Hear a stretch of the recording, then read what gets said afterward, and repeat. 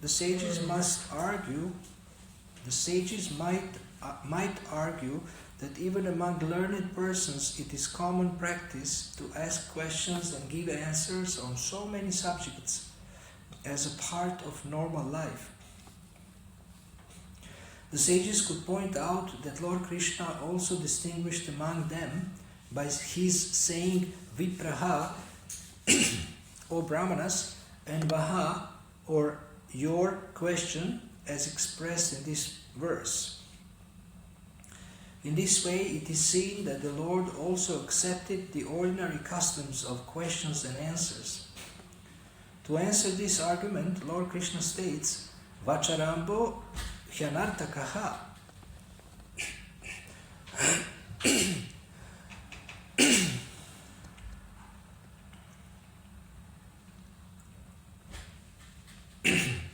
The Lord states,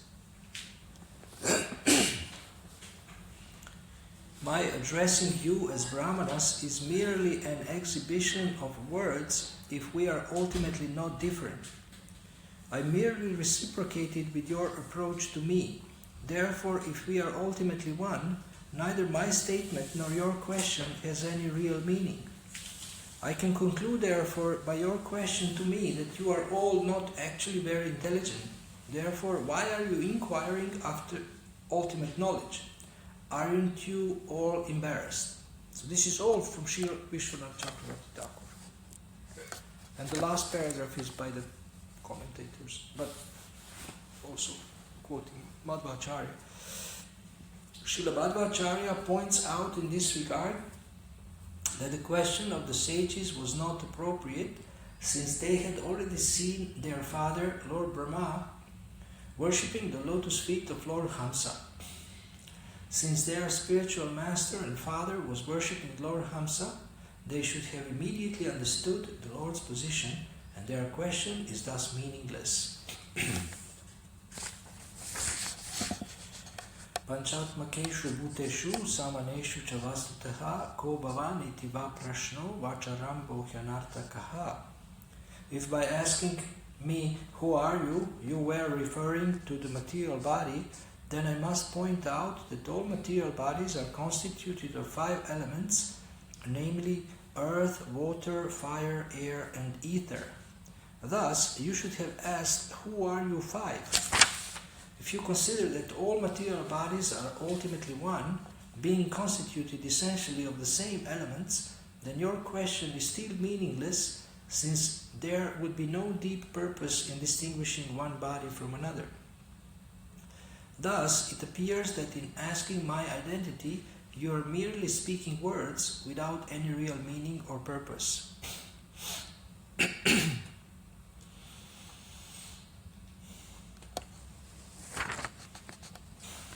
So, do you know who is talking to whom here? Krishna. Speaking to the 4 Kumaras. And who else is present?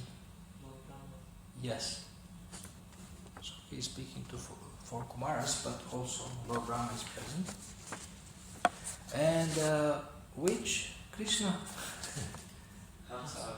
Yes. Okay, so you're on. Now, there was something that I have seen yesterday.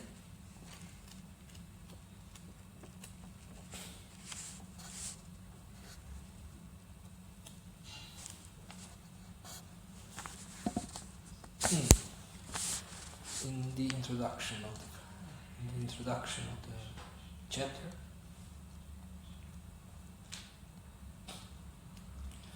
what is the Lord doing here in the form of a swan or Hamsa avatar? What he has done, what he is doing in this chapter, what he will do till the end of the chapter, he's revealing to them various confidential truths. Now, we are so fortunate to listen to these confidential truths, but the problem is that we don't actually use them, or we don't always remember them. And maybe we are not even very much aware that they are confidential truths. it's a great honor, I think, to hear this. And still, some people wouldn't even hear. I think there is many devotees who didn't read 11th canto because, I don't know, it came later. Or maybe it's not translated in their language yet. That's also possible.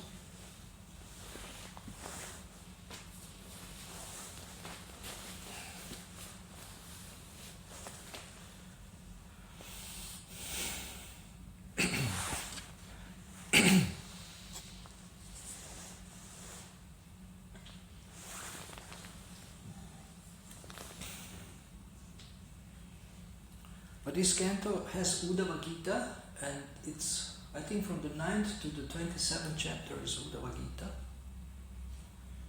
We have heard of many Gitas, so you don't speak. What does the word Gita mean? Who doesn't know? Who doesn't know what the Gita means? Everybody knows what Gita means. There is different Gitas. Can we try to list some Gitas? Yeah. Yes? Now we can. Okay. Bhagavad Gita. Bhagavad Gita. You have defeated me completely, philosophically, emotionally. Then other Gitas, I mean, in the Bhagavatam there is some Gitas, there is more Gitas. There is Uddhava Gita, then what else? Is Venu Gita one of them? Which Gita? Venu Gita? Venu Gita is... Song of the Flute. Huh? 10th canto. Okay, Venu Gita. Then? Aila Gita. Aila Gita, yes. And do you know this bumblebee? Is it Yes. Brahmara Gita? Brahmara Gita, exactly.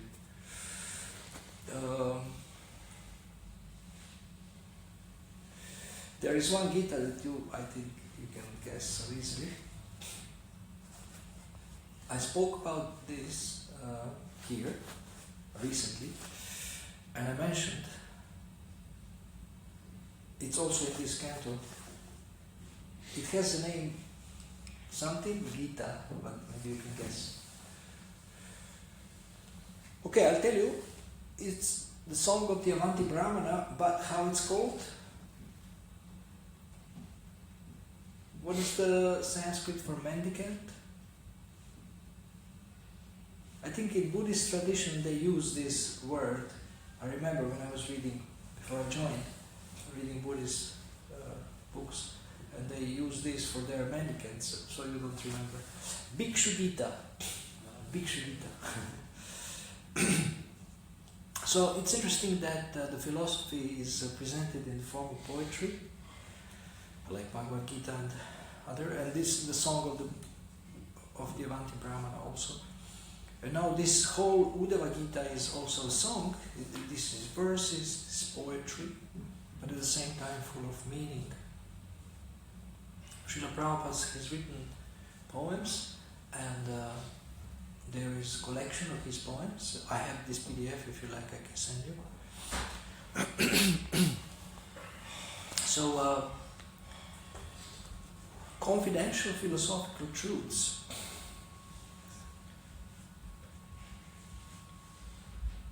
Confidential philosophical truths are timeless. And Krishna is explaining here, in this verse, he is showing how it is important to ask good questions, or to ask even excellent questions in life.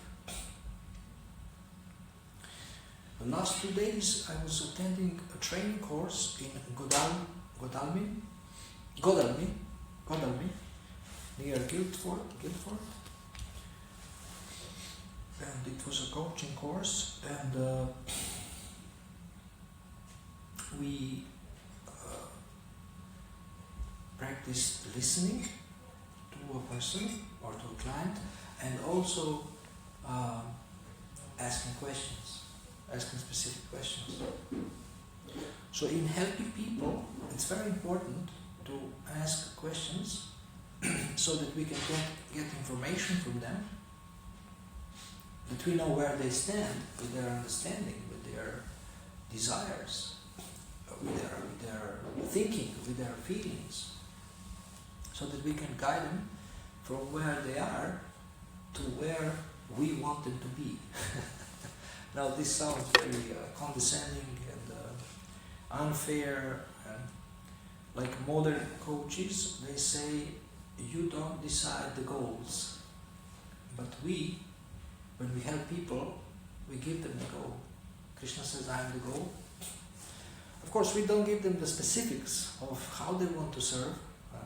Everybody has their own internal position, but we give them some framework, we give them some structure, we give them some things to think about, we give them some goals, we give them some standards. When the standards are in question, then there is goals.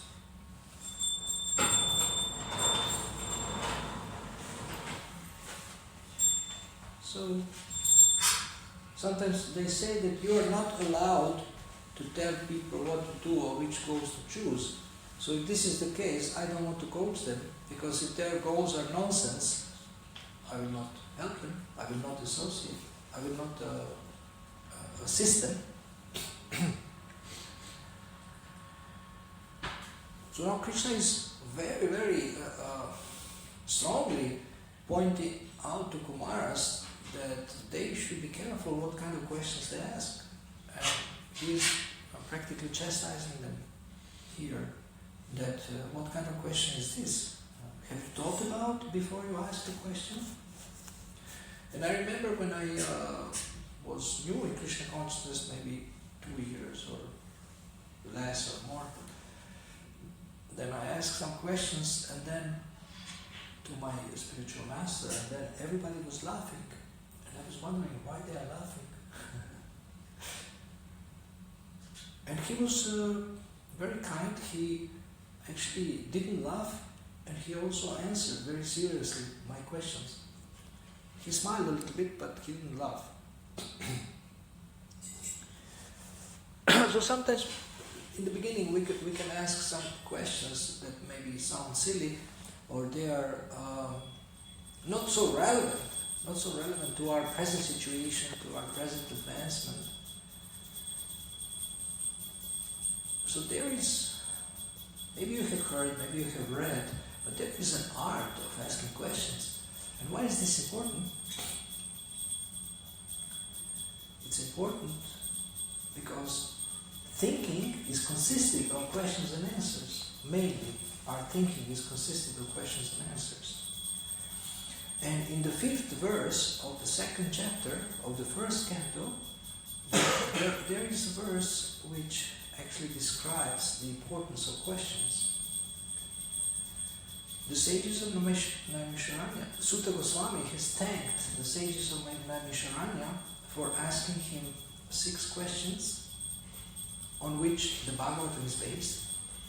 And we can find so many questions in the Bhagavatam. We can also find many Arjuna's questions in the Bhagavad Gita. So scriptures are full of questions about Krishna, about devotional service, about devotees.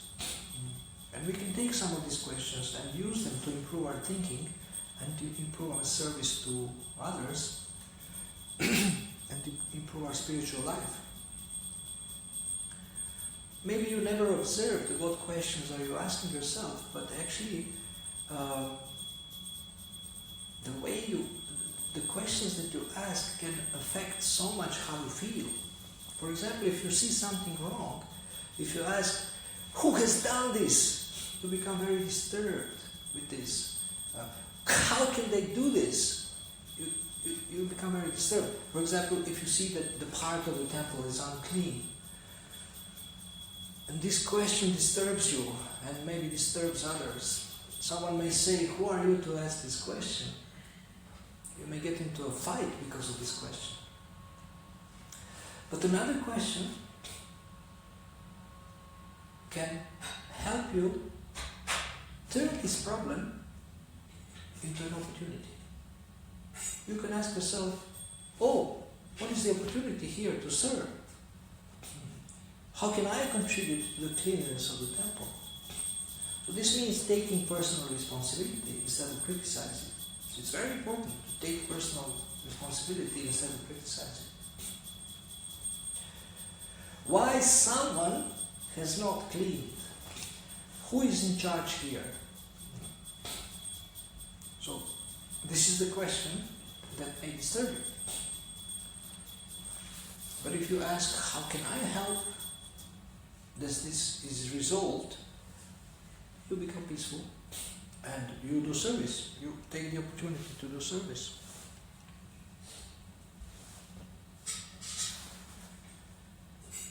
Then sometimes you are maybe in danger and you can ask yourself, when I'm gonna die? So that's a question. And just be focused on how you will die, or when will you die. But if you are in a dangerous situation, you can ask yourself, how can I get out of this situation? What would be the most intelligent thing to do? What is the solution? So now, to ask questions, one has to be bold. For example, if you approach your guru, sometimes devotees approach their guru and ask him, Guru Maharaj, what can I do for you? And then he gives you a list of a couple of things, and then you see that maybe you cannot do them, or you don't want to do them.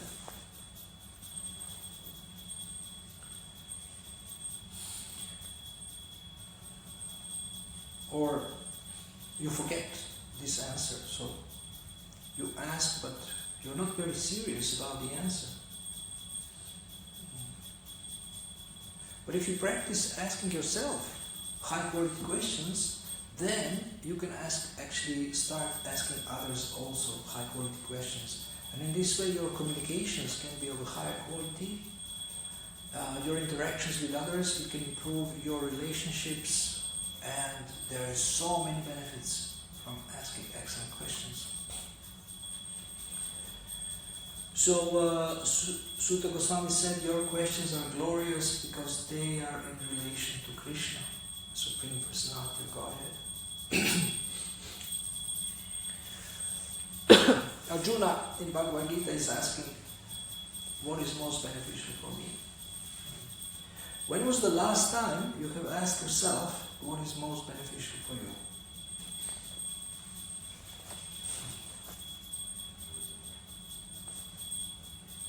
We don't usually ask this, or what's the most beneficial for somebody else, for my friend, or for this devotee, that devotee. It's a nice question. So, there are so many books about questions and how to ask questions. They're not about Krishna questions, but I would like to compile all the questions that were asked in the scriptures. But actually, Vanipedia devotees, they have already done all the questions that Prabhupada asked and all the questions that were asked of Prabhupada in Vanipedia. You can find this. It's two categories. If you are interested to learn, we have this book, Perfect Questions, Perfect Answers also. We can see what are the perfect questions that Brahmatirtha Prabhu asked Prabhupada, Srila Prabhupada. So the importance of questions is stressed in the scriptures, and here also Krishna is stressing the importance of asking good questions by chastising Maras and saying, what kind of question is this? And she is explaining why their question is not very good. So I recommend that, especially when you get disturbed in any situation, it may be some external thing, it may be relationships, it may be maybe you are getting a terminal disease or something. Especially when there is a disturbing situation, you try to ask that question. One good question that you can ask is, okay, this is a problem, but what is the opportunity here? Then another question you can ask is, what should I do now that Krishna will be pleased in this disturbing situation? If someone disturbs you and you feel like beating at them up or giving it back to them, you can stop and think and ask, what will please the Lord now? So did you have that experience? Yeah? A couple of times. It's very important to have that experience that we can stop and we can think and we can ask a good question and we can come to a better conclusion. Usually people react automatically. Something happens, they react and then they regret it because they didn't react in the mode of goodness or they didn't react properly.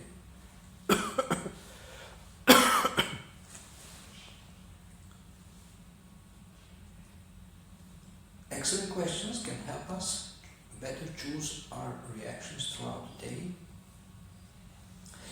And we can say that there is a category of questions that the servant asks himself or herself. So you can, when you encounter any situation, you can ask yourself, what would a servant or a pure devotee ask himself in this situation? And what do you think, what kind of questions a pure devotee asks when he confronts any situation? Would this be pleasing to Krishna? Yes? More? Anything else?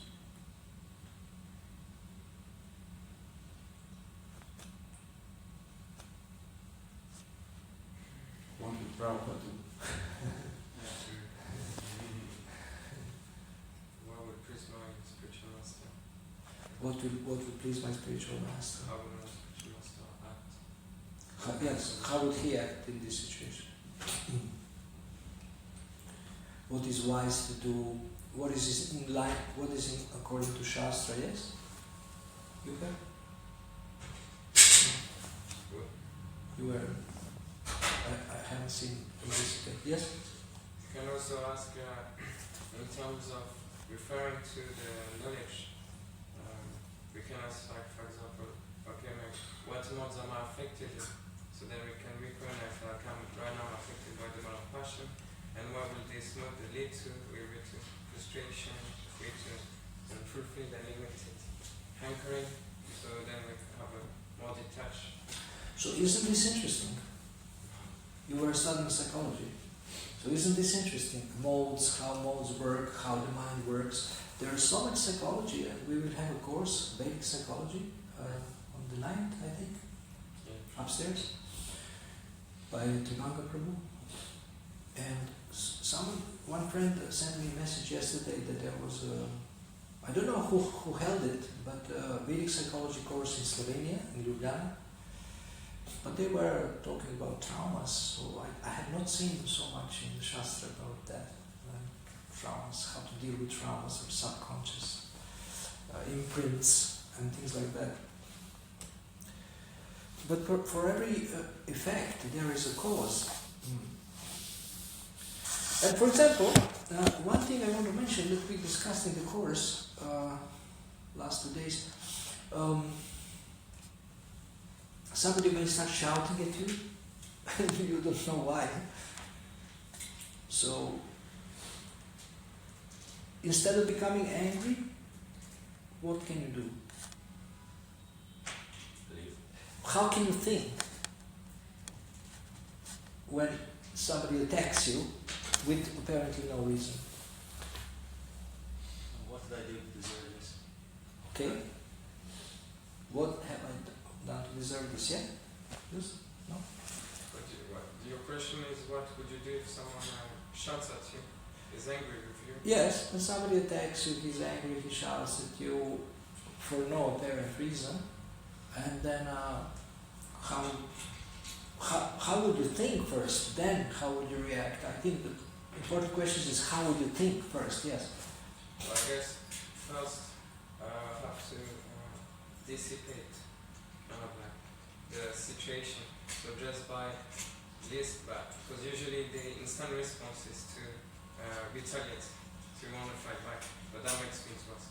Yes. So, but then by either apologizing or by hearing more about what they have to say, when the person feels hurt already, they feel good, and then we can think more about what's going on. So just by listening more to actually what the person has to say, why are they angry, then that gives us some time to think. In the Bhagavatam, Narada Muni let Daksha vent it out on him. And Srila Prabhupada explains that Narada Muni did it on purpose. He let him, but he said it, with the hope that he will become a Vaishnava. So I don't understand exactly how, because he was offensive to Narada Muni, he was attacking Narada Muni. But Srila Prabhupada said that. So we have this one example in the scriptures where a saintly person is letting people do that. Letting people do that.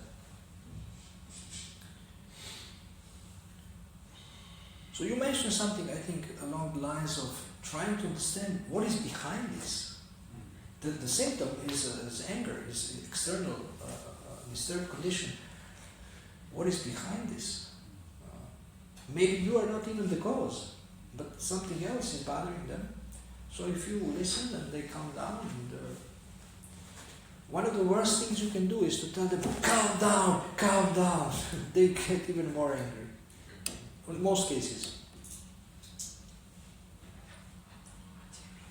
So people need space to express their emotions, sometimes negative emotions.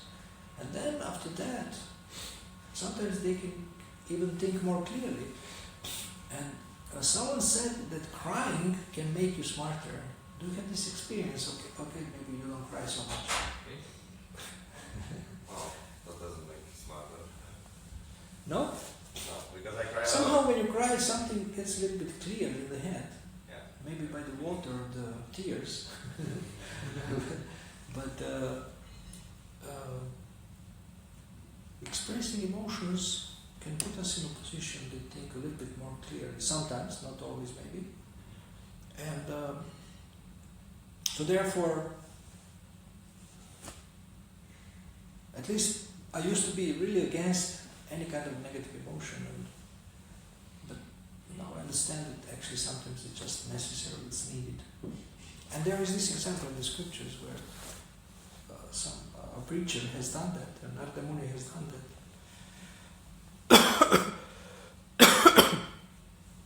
So you can ask yourself, what is behind this when there is, and then be patient and then try to understand what is behind this.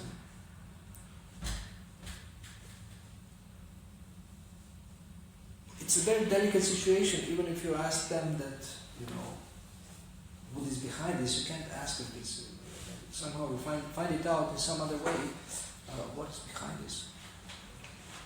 So, you may try to find questions that were asked by devotees, and it is said that if someone asks you a great question, you should thank them and congratulate them. Be grateful for a great question.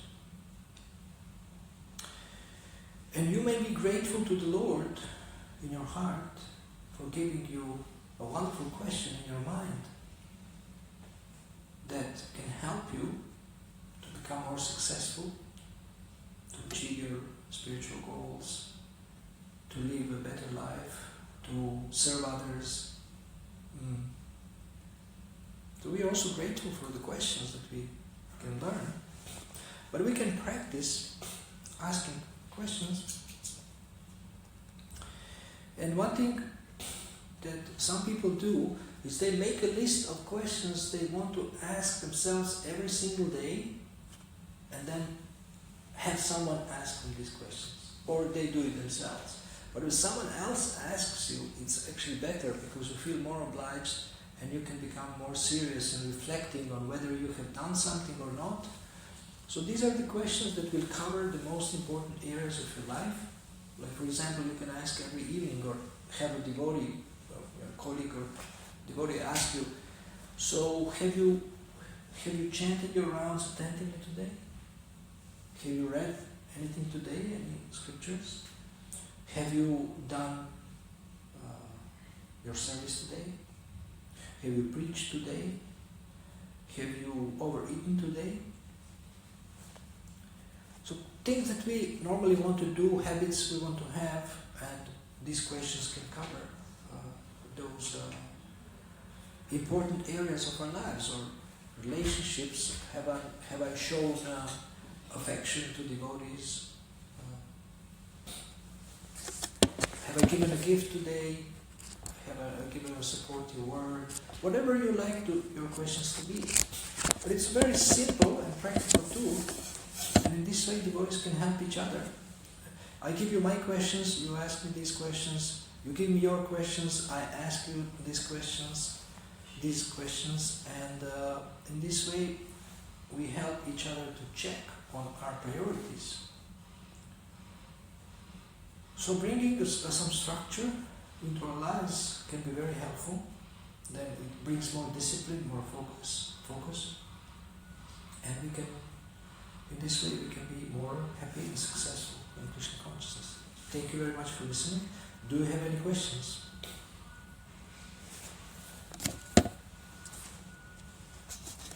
Yes.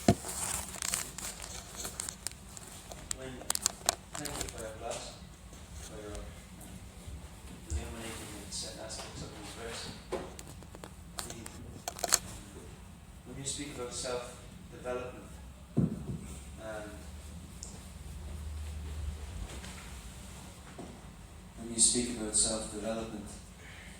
it's and then we speak about it within devotional service, using these principles within devotional service, and then seeing how they are there in the scriptures. But then to apply them it seems like a different structure than what we already have. You know, our day is structured, like if one's living in the ashram, the day is structured in a certain way, which is very much time schedule orientated, and so it seems like it's not so much orientated around self-development, but about project functioning, project development. So it seems like that's not so much of a focus. Could you say something how we could improve that, implement that, or some? That's my question. Yeah, that's a great question. There is this eternal question to be project-oriented or people-oriented. This is a question directed to leaders. So actually I came from Switzerland, from Zurich, where we had very serious discussions about this. And Prabhupada Charan Prabhu and his wife Chandramukhi Mataji, they also give courses on Vedic psychology and devotee care, and they have a certain perspective on leadership. And we spoke about, in Zurich temple there is Jagannath, Baladev Subhadra, and Gornitai. It's not a big temple. I think it's like this, maybe. A little bit, maybe longer. So, but still somehow there is a lot of service, a lot of offerings during the day, artis, and we see that devotees come and go. So now we can have a philosophy that devotees may come and go, but service must go on. So that's one way to look at the purpose of the temple. And another purpose of the temple is that we want the devotees to stay. So how can we facilitate that? If they have too much to do, no time to read, no time to talk, no time to reflect, then they might go away to find some peace or whatever. Some people would rather work and then have time for reading, than living in the temple and no time for reading, no time for thinking, no time for deeper conversations, no time for care or mutual care. All these things that we as human beings and devotees also need, and these kind of things are present in the spiritual world. So for example, 10-9, enlightening each other. How and when do we enlighten each other? Maybe a little bit of this is happening in the class, but during the day, could we enlighten each other every time we meet?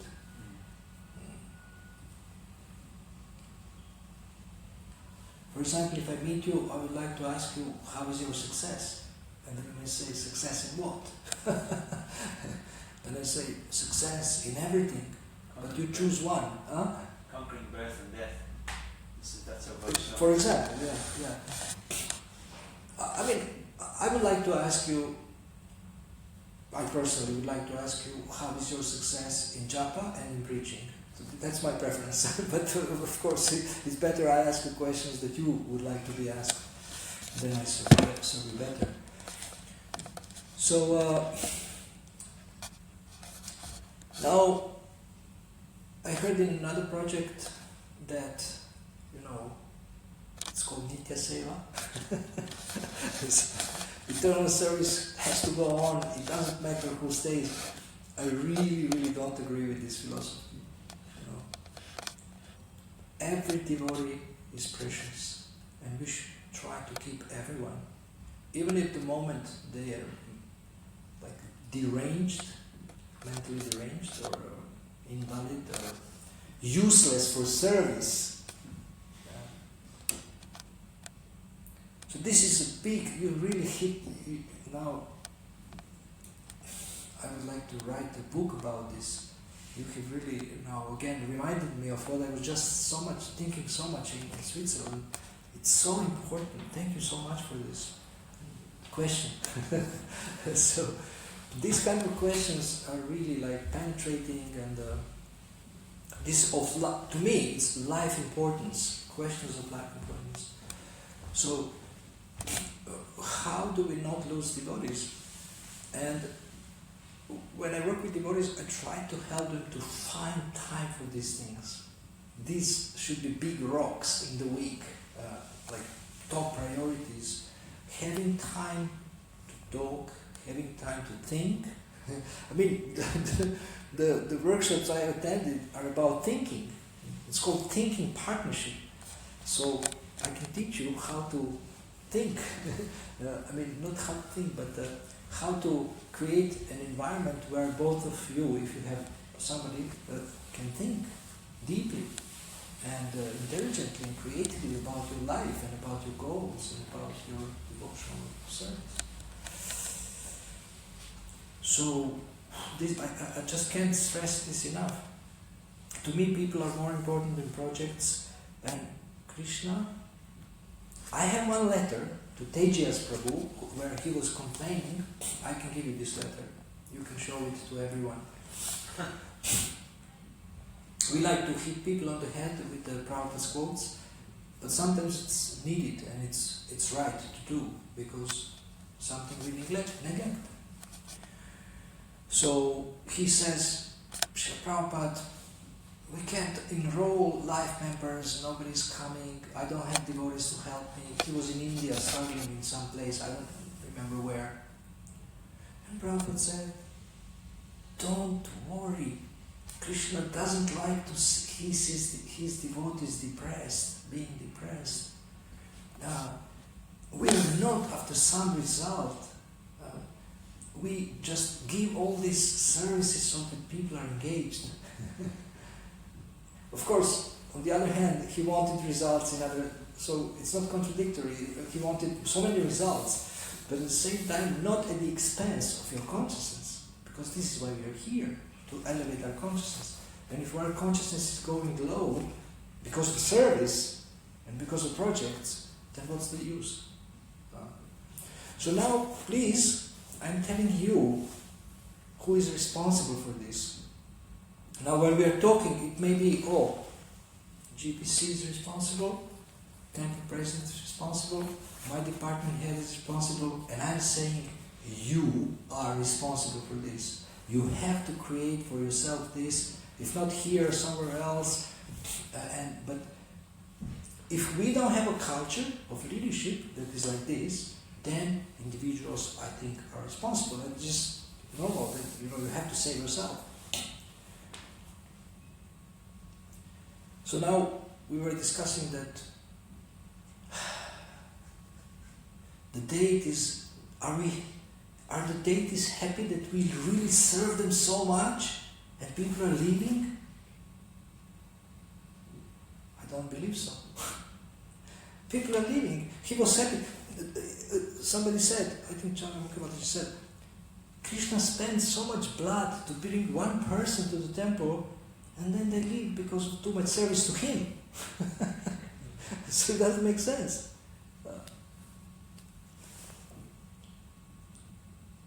There was once devotees in Slovenia presented to Radha Maharaj plans for the renovation of the temple. It's great plans. Devotees, my friend, architect, I saw the plans and there is, this computer presentation. And Maharaj was looking, he said, you know what, this is beautiful, but I'm not interested in this. I'm interested in people. So they were shocked, but also I think they knew that he's in this mood, but he just told them then and there, on the spot, that to remind them that what will please him as his guru, as his disciples. So we all have to work how to create people orientation and, that every devotee is precious. Every devotee is precious. Even if somebody has to leave, we want to make sure they go to a good place, they are taken care of, they will continue, they will have support, or we are available to support them, maybe at distance on the internet or something. But this is so important. I have to stop here, it's already past. So thank you, Hare Krishna. Srila Prabhupada ki.